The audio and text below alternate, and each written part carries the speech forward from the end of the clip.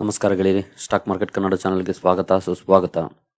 ಗೆಳೆಯರಿ, ವಿಡಿಯೋದಲ್ಲಿ ಸ್ಟಾಕ್ ಮಾರ್ಕೆಟಲ್ಲಿ ಸಕ್ಸಸ್ ಆಗಬೇಕಾದ್ರೆ ನಾವು ಫಾಲೋ ಮಾಡಬೇಕಾಗಿರುವಂಥ 2 ಇಂಪಾರ್ಟೆಂಟ್ ವಿಚಾರಗಳನ್ನು ನಿಮಗೆ ತಿಳಿಸ್ಕೊಡ್ತಾ ಇದ್ದೀನಿ. ಈ 2 ಪಾಯಿಂಟ್ಗಳನ್ನು ನೀವು ಮನಸ್ಸಲ್ಲಿ ಇಟ್ಕೊಂಡು ಫಾಲೋ ಮಾಡಿದ್ರೆ ಖಂಡಿತ ಸ್ಟಾಕ್ ಮಾರ್ಕೆಟಲ್ಲಿ ಕೋಟಿ ಸಂಪಾದನೆ ಮಾಡೋದು ತುಂಬಾನೇ ಸುಲಭ. ಹಾಗೆ ಇನ್ನೂ ಒಂದು ಇಂಪಾರ್ಟೆಂಟ್ ಪಾಯಿಂಟ್ ಏನಂತಂದ್ರೆ, ಸ್ಟಾಕ್ ಮಾರ್ಕೆಟ್ ಬಗ್ಗೆ ABCD ಗೊತ್ತಿಲ್ಲದೆ ಇರೋರು ಕೂಡ ಈ 2 ಪಾಯಿಂಟ್ನ ಫಾಲೋ ಮಾಡಿದ್ರೆ ಸುಲಭವಾಗಿ ಕೋಟಿ ಸಂಪಾದನೆ ಮಾಡ್ಬೋದು. ಅದೇನಪ್ಪ ಅಂತ ಪಾಯಿಂಟ್ಸ್ ಅಂತ ಕುತೂಹಲ ಎಲ್ರಿಗೂ ಇದ್ದೇ ಇರುತ್ತೆ.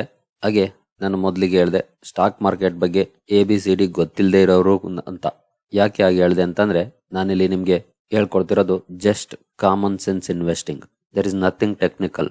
PE ಎಷ್ಟಿರಬೇಕು, ROE ಎಷ್ಟಿರಬೇಕು, ROC ಎಷ್ಟಿರಬೇಕು, PB ಎಷ್ಟಿರಬೇಕು, ಕರೆಂಟ್ ರೇಷಿಯೋ ಎಷ್ಟಿರಬೇಕು, ಹೀಗೆ ಏನನ್ನು ಟೆಕ್ನಿಕಲ್ ಆಗಿ ನಾನೇನು ಹೇಳ್ಕೊಡ್ತಾ ಇಲ್ಲ.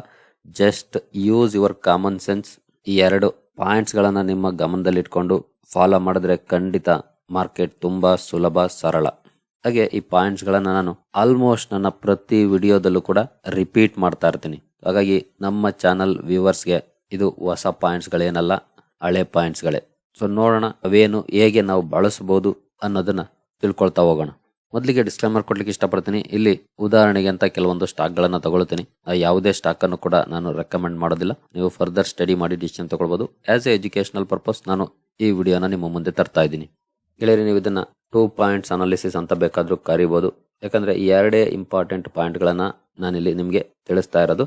ಹಾಗೆ ಈಗಾಗಲೇ ನಿಮ್ಗೆ ಗೊತ್ತಿರೋ ಪಾಯಿಂಟ್ಸ್ ಇವು, ಆದ್ರೆ ಅದನ್ನ ಸಕ್ಸಸ್ಫುಲ್ ಆಗಿ ಬಳಸಬೇಕು ಅಷ್ಟೇ. ಖಂಡಿತ ಬಳಸಿದ್ರೆ ಇದರಲ್ಲಿ ಸಕ್ಸಸ್ ಆಗ್ಬೋದು. ಹಾಗಾದ್ರೆ ಮೊದಲನೇ ಪಾಯಿಂಟ್ ಏನು? ನಾನು ಯಾವಾಗ್ಲೂ ಹೇಳೋ ಹಾಗೆ ಫಂಡಮೆಂಟಲಿ ಸ್ಟ್ರಾಂಗ್ ಕಂಪನೀಸ್ ಅಥವಾ fundamentally strong stocks. So fundamentally strong stocks ಅಂದ ತಕ್ಷಣ ನೀವು ಇಲ್ಲಿ ನೋಡ್ಬೋದು, ಒಂದು ಪಿಕ್ಚರ್ ಇದೆ ಆಸ್ ಡೀಪ್ ರೂಟ್ಸ್. ಅಂದ್ರೆ ಆ ಕಂಪನಿ ಒಂದು ಮರ ಅಂದ್ಕೊಂಡ್ರೆ ಅದಕ್ಕೆ ಆಳವಾದ ಬೇರುಗಳಿರುತ್ತೆ. ಫಂಡಮೆಂಟಲಿ ಸ್ಟ್ರಾಂಗ್ ಕಂಪನಿಗಳಿಗೂ ವೀಕ್ ಕಂಪನಿಗಳಿಗೂ ಇರೋಂತ ವ್ಯತ್ಯಾಸ. ಆಳವಾದ ಬೇರುಗಳಿದ್ದಾಗ ಮರ ಗಟ್ಟಿಯಾಗಿ ನಿಂತಿರುತ್ತೆ, ಎಂತ ಬಿರುಗಾಳಿ ಬಂದ್ರೂ ಬೀಳೋದಿಲ್ಲ. ಇದು ಮೇನ್ ಡಿಫರೆನ್ಸ್ ವೀಕ್ ಕಂಪನೀಸ್ಗೂ ಸ್ಟ್ರಾಂಗ್ ಕಂಪನೀಸ್ಗೂ. ಜೊತೆಗೆ ಈ ಡೀಪ್ ರೂಟ್ಸ್ ಇದೆ ಅಂತಂದ್ರೆ ವೆಲ್ ಎಸ್ಟಾಬ್ಲಿಷ್ಡ್ ಕಂಪನಿ ಅಂತಾನೆ ಅರ್ಥ.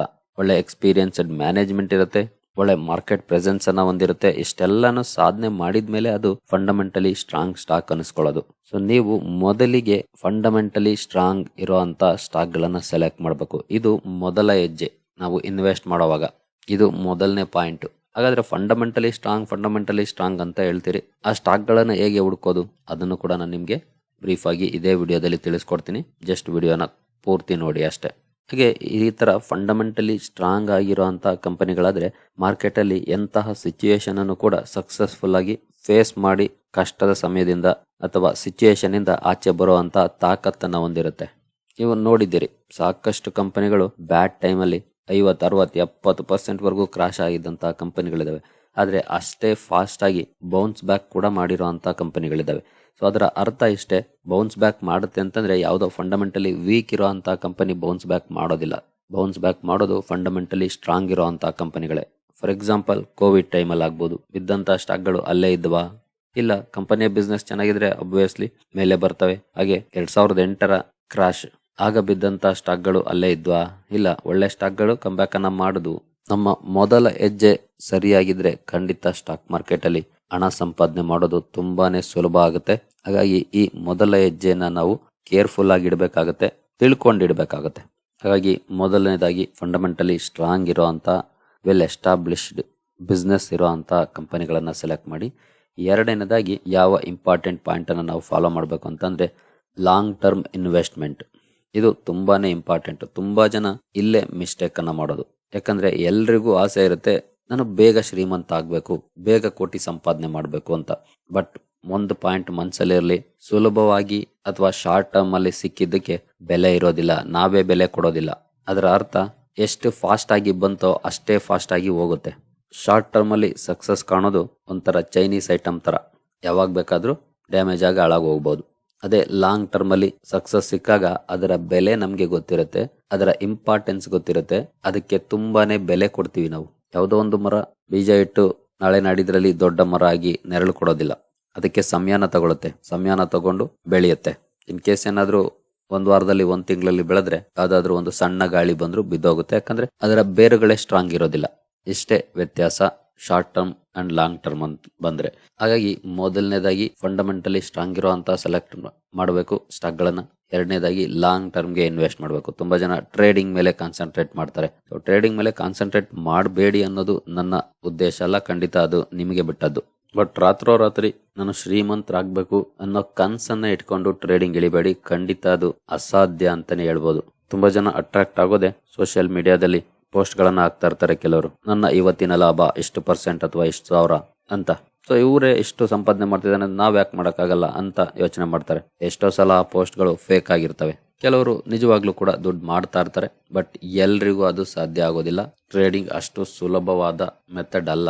ಆದ್ರೆ ಲಾಂಗ್ ಟರ್ಮ್ ಇನ್ವೆಸ್ಟ್ಮೆಂಟ್ ಇಂದ ಖಂಡಿತ ನಾನು ಮೊದಲಿಗೆ ಹೇಳಿದಾಗೆ ಸ್ಟಾಕ್ ಮಾರ್ಕೆಟ್ ಬಗ್ಗೆ ABCD ಗೊತ್ತಿಲ್ದಿರೋರು ಕೂಡ ಕೋಟಿ ಸಂಪಾದನೆ ಮಾಡ್ಬೋದು, ಸರಳವಾಗಿ ಸುಲಭವಾಗಿ ಈ ಎರಡು ಮೆಥಡ್ ಅನ್ನ ಫಾಲೋ ಮಾಡೋದ್ರ ಮೂಲಕ.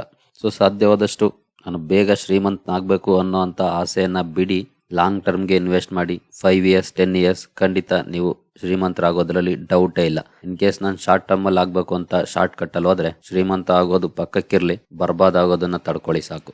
ಸೊ ಇದೆರಡು ಪಾಯಿಂಟ್ಸ್ ಅನ್ನ ಫಾಲೋ ಮಾಡಿ. ಒಂದು, ಫಂಡಮೆಂಟಲಿ ಸ್ಟ್ರಾಂಗ್ ಇರೋಂತ ಕಂಪನಿಗಳನ್ನ ಸೆಲೆಕ್ಟ್ ಮಾಡಿ ಇನ್ವೆಸ್ಟ್ ಮಾಡಿ. ಲಾಂಗ್ ಟರ್ಮ್ಗೆ ಇನ್ವೆಸ್ಟ್ ಮಾಡಿ. ಮಿನಿಮಮ್ 5 years ಇಂದ ಮ್ಯಾಕ್ಸಿಮಮ್ ಎಷ್ಟು ವರ್ಷ ಬೇಕಾದ್ರೂ ಆಗ್ಬೋದು, ನಿಮ್ಮ ಕೆಪಾಸಿಟಿಗೆ ಬಿಟ್ಟದ್ದು. ಹಾಗಾದ್ರೆ ಈ ಫಂಡಮೆಂಟಲಿ ಸ್ಟ್ರಾಂಗ್ ಇರೋಂತಹ ಸ್ಟಾಕ್ ಗಳನ್ನ ಹೇಗೆ ಸೆಲೆಕ್ಟ್ ಮಾಡೋದು, ಇದ್ರ ಬಗ್ಗೆ ನಾನು ಈಗಾಗಲೇ ಸಾಕಷ್ಟು ವಿಡಿಯೋಗಳನ್ನ ಮಾಡಿದ್ದೀನಿ. ಫಂಡಮೆಂಟಲ್ ಅನಾಲಿಸಿಸ್ ಅನ್ನ ಹೇಗೆ ಮಾಡೋದು ಅನ್ನೋದನ್ನ ಸಿಂಪಲ್ ಆಗಿ ಹೇಳ್ಕೊಟ್ಟಿದ್ದೀನಿ. ಹಾಗೆ ಸಾಕಷ್ಟು ಫಂಡಮೆಂಟಲಿ ಸ್ಟ್ರಾಂಗ್ ಇರುವಂತಹ ಸ್ಟಾಕ್ ಗಳನ್ನು ಕೂಡ ಕವರ್ ಮಾಡಿದ್ದೀನಿ. ಜೊತೆಗೆ ಇತ್ತೀಚೆಗೆ 2 weeks ಬಿಫೋರ್ ಒಂದು ಸ್ಟ್ರಾಟಜಿಯನ್ನ ಹೇಳ್ಕೊಟ್ಟಿದ್ದೆ, ಝೀರೋ ಲಾಸ್ ಸ್ಟ್ರಾಟಜಿ ಅಂತ. ಸೊ ಆ ವಿಡಿಯೋ ನೋಡಿದ್ರೆ ಖಂಡಿತ ನಿಮಗೆ ಗೊತ್ತಿರುತ್ತೆ ಹೇಗೆ ನಾವು ಸ್ಟಾಕ್ ಗಳನ್ನ ಎಸ್ಪೆಷಲಿ ಫಂಡಮೆಂಟಲಿ ಸ್ಟ್ರಾಂಗ್ ಇರುವಂತಹ ಸ್ಟಾಕ್ ಗಳನ್ನ ಸೆಲೆಕ್ಟ್ ಮಾಡಬಹುದು ಅಂತ. ಇನ್ ಕೇಸ್ ನೀವು ನಮ್ಮ ಚಾನಲ್ ಅಲ್ಲಿ ಪ್ಲೇ ಲಿಸ್ಟ್ ಹೋದ್ರೆ ಇಲ್ಲಿ ಬಿದ್ದಷ್ಟು ಬೈ ಮಾಡಬಹುದಾದ ಷೇರುಗಳು ಅಂತ ಒಂದು ಪ್ಲೇ ಲಿಸ್ಟ್ ಇದೆ, ನೋಡ್ಬೋದು. ಇಲ್ಲಿದೆ ಬಿದ್ದಷ್ಟು ಬೈ ಮಾಡಬಹುದಾದ ಷೇರುಗಳು. ಇದರಲ್ಲಿ ಸಾಕಷ್ಟು ಸ್ಟಾಕ್ ಗಳನ್ನು ಕೂಡ ನಾನು ಕವರ್ ಮಾಡಿದ್ದೀನಿ. ಆ ಸ್ಟಾಕ್ ಗಳಲ್ಲಿ ಇರುವಂತಹ ಪ್ಲಸ್ ಮೈನಸ್ ಗಳನ್ನ ಎಲ್ಲ ಕೂಡ ಕವರ್ ಮಾಡಿದ್ದೀನಿ. ಸೊ ಇದೇನು ಬೇಡ, ನೀವು ಇದನ್ನ ನೋಡುವಂತ ಅವಶ್ಯಕತೆ ಇಲ್ಲ, ಇವನ್ನ ನೋಡಿ ಫಾಲೋ ಮಾಡುವಂತ ಅವಶ್ಯಕತೆ ಕೂಡ ಇಲ್ಲ. ಜಸ್ಟ್ ನೀವು ಗೂಗಲ್ ಅಲ್ಲಿ ನಿಫ್ಟಿ 50 ವೈಟೇಜ್ ಅಂತ ಕೊಟ್ಟರು ಕೂಡ ಇಲ್ಲಿ ಒಂದು ಲಿಸ್ಟ್ ಬರುತ್ತೆ. ಮೊದಲನೇದು NSE ವೆಬ್ಸೈಟ್ ಲಿಂಕ್. ಇದನ್ನ ಓಪನ್ ಮಾಡಿದ್ರೆ ಈ PDF ಫೈಲ್ ಓಪನ್ ಆಗುತ್ತೆ. ಇದರಲ್ಲಿ ಟಾಪ್ 10 ಕಂಪನೀಸ್ ಇರುತ್ತೆ, ನೋಡಬಹುದು. ನಿಫ್ಟಿ 50 ವೈಟೇಜ್ ಇರುವಂತಹ ಕಂಪನೀಸ್. ಈ 10 ಕಂಪನಿಗಳನ್ನ ಸೆಲೆಕ್ಟ್ ಮಾಡಬಹುದು, ಅಥವಾ ಇನ್ನು 5 ಕಂಪನಿಗಳು ಎಕ್ಸ್ಟ್ರಾ ಸೇರಿಸ್ಕೊಳ್ತೀವಿ ಅಂದ್ರೆ ಟಾಪ್ 15 ಕಂಪನೀಸ್ ಅನ್ನು ಸೇರಿಸ್ಕೊಳ್ಬಹುದು, ಅಥವಾ ಟಾಪ್ 20 ಕಂಪನೀಸ್ ಗಳನ್ನು ಕೂಡ ನೀವು ಸೆಲೆಕ್ಟ್ ಮಾಡ್ಕೊಳ್ಬಹುದು. ಸೊ ಇದು ಲೋ ರಿಸ್ಕ್ ಸ್ಟ್ರಾಟಜಿ ಆಗುತ್ತೆ. ಇದ್ರ ಬಗ್ಗೆ ಕೂಡ ವಿಡಿಯೋ ಮಾಡಿದ್ದೀನಿ, ಹೇಗೆ ಸೆಲೆಕ್ಟ್ ಮಾಡಬಹುದು ಅನ್ನೋದ್ರ ಬಗ್ಗೆ. ಇನ್ ಕೇಸ್ ವಿಡಿಯೋ ನೋಡ್ಬೇಕು ಅಂತಂದ್ರೆ ನೋಡಬಹುದು. ಈ ಸ್ಟ್ರಾಟಜಿ ಬಳಸಿ ಲಾಸ್ ಆಗೋದೇ ಇಲ್ಲ. 2 weeks ಬಿಫೋರ್, 2 ವಾರದ ಹಿಂದೆ ಮಾಡಿರುವಂತ ವಿಡಿಯೋ. ಈ ವಿಡಿಯೋದ ಲಿಂಕ್ ಅನ್ನ ನಾನು ಡಿಸ್ಕ್ರಿಪ್ಷನ್ ಬಾಕ್ಸ್ ಅಲ್ಲಿ ಕೊಟ್ಟಿರ್ತೀನಿ, ಒಂದ್ಸಲ ನೋಡಿ. ಇದ್ರ ಬಗ್ಗೆ ಇನ್ನೂ ಸಾಕಷ್ಟು ವಿಚಾರಗಳು ನಿಮಗೆ ಗೊತ್ತಾಗುತ್ತೆ, ಎಸ್ಪೆಷಲಿ ಫಂಡಮೆಂಟಲಿ ಸ್ಟ್ರಾಂಗ್ ಇರುವಂತ ಕಂಪನಿಗಳನ್ನ ಹೇಗೆ ಸೆಲೆಕ್ಟ್ ಮಾಡಬಹುದು ಅನ್ನೋದ್ರ ಬಗ್ಗೆ. ಹಾಗೆ ಇದರ ಜೊತೆ ಇನ್ನೂ ಒಂದು ಮೆಥಡ್ ಬಳಸಿ ಕೂಡ ಫಂಡಮೆಂಟಲಿ ಸ್ಟ್ರಾಂಗ್ ಇರುವಂತ ಸ್ಟಾಕ್ ಗಳನ್ನ ನೀವು ಸೆಲೆಕ್ಟ್ ಮಾಡಬಹುದು. ಫಾರ್ ಎಕ್ಸಾಂಪಲ್ ಅದೇಗೆ ಅಂತಂದ್ರೆ ಮಾರ್ಕೆಟ್ ಲೀಡರ್ ಷೇರುಗಳು. ಯಾವ್ಯಾವ ಸೆಕ್ಟರ್ ಅಲ್ಲಿ ಯಾವ stock leader. For example banking ಗೆ ಬಂದ್ರೆ, ಎಸ್ಪೆಷಲಿ ಪ್ರೈವೇಟ್ ಬ್ಯಾಂಕಿಂಗ್ ಸೆಕ್ಟರ್ ಗೆ ಬಂದ್ರೆ HDFC ಮಾರ್ಕೆಟ್ ಲೀಡರ್ ಸ್ಟಾಕ್. ಹಾಗೆ ಪೇಂಟ್ ಸೆಕ್ಟರ್ ಗೆ ಬಂತಂದ್ರೆ ಏಷ್ಯನ್ ಪೇಂಟ್ಸ್ ಮಾರ್ಕೆಟ್ ಲೀಡರ್. ಇನ್ನ ರೈಲ್ವೇಸ್ ಗೆ ಬಂದ್ರೆ IRCTC. ಇನ್ನ NBFC ಸೆಕ್ಟರ್ ಗೆ ಬಂದ್ರೆ ಬಜಾಜ್ ಫೈನಾನ್ಸ್. FMCG ಗೆ ಬಂದ್ರೆ HUL. ಈ ರೀತಿ ಮಾರ್ಕೆಟ್ ಲೀಡರ್ ಷೇರುಗಳನ್ನು ಕೂಡ ಸೆಲೆಕ್ಟ್ ಮಾಡಬಹುದು. ಸೊ ಸೆಲೆಕ್ಟ್ ಮಾಡಿ ಇನ್ವೆಸ್ಟ್ ಮಾಡಿದಾಗ ಅವುಗಳು ಕೂಡ ಆಟೋಮ್ಯಾಟಿಕ್ ಆಗಿ ಫಂಡಮೆಂಟಲಿ ಸ್ಟ್ರಾಂಗ್ ಇರುವಂತಹ ಬಿಸ್ನೆಸ್ ಗಳೇ ಆಗಿರುತ್ತವೆ. ಜೊತೆಗೆ ಒಳ್ಳೆ ರಿಟರ್ನ್ಸ್ ಅನ್ನು ಕೂಡ ನಾವು ಅಂತಹ ಕಡೆಯಿಂದ ಎಕ್ಸ್ಪೆಕ್ಟ್ ಮಾಡಬಹುದು. ಸೊ ಈ ರೀತಿ ಸ್ಟ್ರಾಟಜಿಯನ್ನು ಕೂಡ ನೀವು ಬೇಕಿದ್ರೆ ಬಳಸಬಹುದು ಫಂಡಮೆಂಟಲಿ ಸ್ಟ್ರಾಂಗ್ ಇರುವಂತಹ ಸ್ಟಾಕ್ ಗಳನ್ನ ಸೆಲೆಕ್ಟ್ ಮಾಡ್ಲಿಕ್ಕೆ. ನೀವು ಇಲ್ಲಿ ಮಾಡ್ಬೇಕಾಗಿರೋದು ಇಷ್ಟೇ, ಸುಮ್ನೆ ಆಲ್ಮೋಸ್ಟ್ ಟೆಕ್ನಿಕಲ್ ಟರ್ಮ್ಸ್ ಬಗ್ಗೆ ತಲೆ ಕೆಡಿಸ್ಕೊಳ್ಳದೆ ಜಸ್ಟ್ ಟಾಪ್ ಸ್ಟಾಕ್ ಗಳನ್ನ ಸೆಲೆಕ್ಟ್ ಮಾಡಿ ಇನ್ವೆಸ್ಟ್ ಮಾಡಿ ಲಾಂಗ್ ಟರ್ಮ್ಗೆ ಹೋಲ್ಡ್ ಮಾಡಬೇಕು. ಸೊ ಇದಿಷ್ಟನ್ನ ಫಾಲೋ ಮಾಡಿದ್ರೆ ಖಂಡಿತ ನಾನು ಮೊದಲಿಗೆ ಹೇಳಿದಾಗೆ ಮಾರ್ಕೆಟ್ ಅಲ್ಲಿ ಏನು ಗೊತ್ತಿಲ್ಲ ಅಂದ್ರೂ ಸಹ ಹಣವನ್ನು ಗಳಿಸೋದು ತುಂಬಾನೇ ಸುಲಭ ಆಗುತ್ತೆ. ಆದ್ರೆ ಇದನ್ನ ಕನ್ವಿಕ್ಷನ್ ಇಟ್ಕೊಂಡು ನಾವು ಫಾಲೋ ಮಾಡಬೇಕು ಅಷ್ಟೇ. ತುಂಬಾ ಜನ ಫೇಲ್ ಆಗೋದೇ ಅಲ್ಲಿ. ಎಲ್ರಿಗೂ ಸಂಪಾದನೆ ಮಾಡಬೇಕು, ಒಳ್ಳೆ ರಿಟರ್ನ್ಸ್ ಅನ್ನ ಗಳಿಸಬೇಕು ಅನ್ನೋಂತ ಆಸೆ ಇರುತ್ತೆ. ಆದ್ರೆ ಸಣ್ಣ ಮಟ್ಟದ ಡೌನ್ ಫಾಲ್ ಗೆ ಎದುರಿ ಎಕ್ಸಿಟ್ ಆಗೋದು, ಅಥವಾ ಯಾರೋ ಏನೇ ಹೇಳಿದ್ರು ಅಂತ ಅವ್ರು ಹೇಳಿದ್ದನ್ನ ಕೇಳಿ ಎಕ್ಸಿಟ್ ಆಗೋದು, ಅಥವಾ ಅವ್ರು ಯಾವ್ದೋ ಸ್ಟಾಕ್ ಹೇಳಿದ್ರು ನಾನು ಇಲ್ಲಿ 500-600% ರಿಟರ್ನ್ ಸಿಕ್ಕಿದೆ ಅಂತ ಹೇಳಿದ್ರು ಅಂತ ಅದರಲ್ಲಿ ಎಂಟರ್ ಆಗೋದು, ಮತ್ತೆ ಅಲ್ಲಿ ಲಾಸ್ ಮಾಡ್ಕೊಳ್ಳೋದು. ಸೊ ಈ ರೀತಿ ಇನ್ಫ್ಲೂಯೆನ್ಸ್ ಆಗೋದನ್ನ ಬಿಟ್ಬಿಟ್ಟು ನೀವು ಸ್ವಲ್ಪ ತಲೆಗೆ ಕೆಲಸ ಕೊಡಿ. ಜಸ್ಟ್ ಈ 2 ಪಾಯಿಂಟ್ಸ್, ನಾನು ತುಂಬಾ ಏನು ಹೇಳ್ಕೊಟ್ಟಿಲ್ಲ. Just use your common sense, select good stocks, hold for long term. Returns ಯಾಕೆ ಜನರೇಟ್ ಆಗಲ್ಲ ನೋಡಿ. 1 ವರ್ಷದಲ್ಲಿ 2 ವರ್ಷದಲ್ಲಿ ಸ್ವಲ್ಪ ಕಡಿಮೆ ರಿಟರ್ನ್ಸ್ ಬರ್ಬೋದು, ಅಥವಾ ಅಂಡರ್ ಪರ್ಫಾರ್ಮ್ ಮಾಡ್ಬೋದು, ನೆಗೆಟಿವ್ ಕೂಡ ಇರ್ಬೋದು. ಬಟ್ 5 years, ಆಫ್ಟರ್ 5 years ನೀವು ಮಾರ್ಕೆಟ್ ಅನ್ನ ನೋಡೋ ರೀತಿನೇ ಬದಲಾಗುತ್ತೆ. ಅಷ್ಟು ಒಳ್ಳೆ ರಿಟರ್ನ್ಸ್ ಅನ್ನ ಜನರೇಟ್ ಮಾಡಿ ಕೊಡುತ್ತೆ ಗುಡ್ ಸ್ಟಾಕ್ಸ್ಗಳು. ಸೊ ನೋಡಿ, 2 ಪಾಯಿಂಟ್ಗಳನ್ನ ಮನಸ್ಸಲ್ಲಿ ಇಟ್ಕೊಂಡಿರಿ. ಸ್ಟಾಕ್ಗಳನ್ನ ಹೇಗೆ ಸೆಲೆಕ್ಟ್ ಮಾಡಬೇಕು ಅನ್ನೋದ್ರ ಬಗ್ಗೆ ಕೂಡ ತಿಳಿಸ್ಕೊಟ್ಟಿದ್ದೀನಿ. ಆಲ್ಮೋಸ್ಟ್ ಪ್ರತಿದಿನ ಕೂಡ ಸ್ಟಾಕ್ಗಳ ಬಗ್ಗೆ ತಿಳಿಸ್ಕೊಡ್ತಾನೆ ಇರ್ತೀನಿ. ಇದೇ ನಮಗೆ ಹೊಸದಲ್ಲ. ಸಿಂಪಲ್ ಸ್ಟ್ರಾಟಜೀಸ್ಗಳನ್ನು ಕೂಡ ಹೇಳ್ಕೊಟ್ಟಿದ್ದೀನಿ. ನೀವಿನ್ನು ಪ್ಲೇ ಲಿಸ್ಟ್ ಅಲ್ಲಿ ಹೋದ್ರೆ ಸ್ಟ್ರಾಟಜೀಸ್ ಅಂತಾನೆ ಒಂದು ಪ್ಲೇ ಲಿಸ್ಟ್ ಇದೆ. ಸೊ ಇಲ್ಲಿ ನೋಡಬಹುದು ಸ್ಟ್ರಾಟಜೀಸ್. ಸೊ ಇದರಲ್ಲೂ ಕೂಡ ಹಲವಾರು ಸ್ಟ್ರಾಟಜೀಸ್ ಅನ್ನ ಹೇಳ್ಕೊಟ್ಟಿದ್ದೀನಿ. ಒಂದ್ಸಲ ಆ ವಿಡಿಯೋಗಳನ್ನು ಕೂಡ ನೋಡಿ. ನಿಮಗೆ ಸಾಕಷ್ಟು ವಿಚಾರಗಳು ಗೊತ್ತಾಗುತ್ತೆ ಮಾರ್ಕೆಟ್ಗೆ ಸಂಬಂಧಪಟ್ಟಂತೆ, ಸ್ಟಾಕ್ಗಳಿಗೆ ಸಂಬಂಧಪಟ್ಟಂತೆ. ಸೊ ಆಗ ಇನ್ನೂ ಒಳ್ಳೆ ಡಿಸಿಷನ್ಗಳನ್ನ ನೀವು ಮಾಡ್ಲಿಕ್ಕೆ ಸಾಧ್ಯ ಆಗಬಹುದು. ಸರಿ ಗೆಳೆಯರೆ, ಈ ವಿಡಿಯೋ ನಿಮಗೆ ಇಷ್ಟ ಆಗಿದೆ ಅಂದ್ಕೊಳ್ತೀನಿ. ಮುಂದಿನ ವಿಡಿಯೋದಲ್ಲಿ ಸಿಗೋಣ. ಅಲ್ಲಿವರೆಗೂ ಜೈ ಹಿಂದ್, ಜೈ ಕರ್ನಾಟಕ.